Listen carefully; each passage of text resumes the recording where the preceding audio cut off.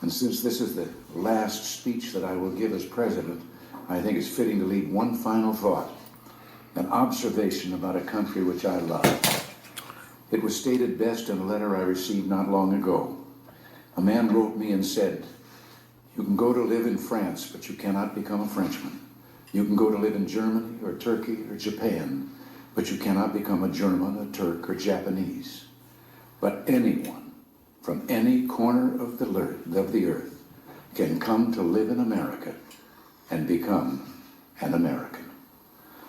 Yes, the torch of Lady Liberty symbolizes our freedom and represents our heritage, the compact with our parents, our grandparents, and our ancestors. It is that lady who gives us our great and special place in the world. For it's the great life force of each generation of new Americans that guarantees that America's triumph shall continue unsurpassed into the next century and beyond. Other countries may seek to compete with us, but in one vital area, as a beacon of freedom and opportunity that draws the people of the world, no country on earth comes close. This, I believe, is one of the most important sources of America's greatness. We lead the world because, unique among nations, we draw our people, our strength, from every country and every corner of the world. And by doing so, we continuously renew and enrich our nation. While other countries cling to the stale past, here in America, we breathe life into dreams, we create the future, and the world follows us into tomorrow. Thanks to each wave of new arrivals to this land of opportunity, we're a nation forever young, forever bursting with energy and new ideas, and always on the cutting edge, always leading the world to the next frontier. This quality is vital to our future as a nation. If we ever close the door to new Americans, our leadership in the world would soon be lost. A number of years ago, an American student traveling in Europe took an East German ship across the Baltic Sea. One of the ship's crew members from East Germany, a man in his 60s, struck up a conversation with the American student. After a while, the student asked the man how he'd learned such good English, and the man explained that he had once lived in America.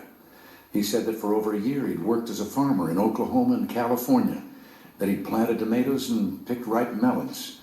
It was, the man said, the happiest time of his life. Well, the student, who'd seen the awful conditions behind the Iron Curtain, blurted out the question, "Well, why did you ever leave?" "I had to," he said. "The war ended." The man had been in America as a German prisoner of war. Now, I don't tell this story to make the case for former POWs. Instead, I tell this story just to remind you of the magical, intoxicating power of America. We may sometimes forget it, but others do not. Even a man from a country at war with the United States, while held here as a prisoner, could fall in love with us. Those who become American citizens love this country even more.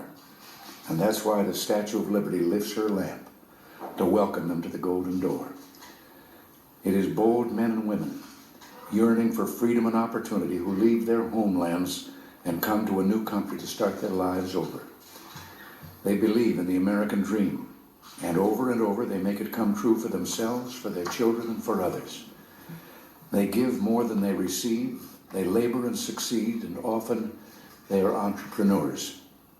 But their greatest contribution is more than economic, because they understand in a special way how glorious it is to be an American. They renew our pride and gratitude in the United States of America, the greatest, freest nation in the world, the last best hope of man on earth. So the next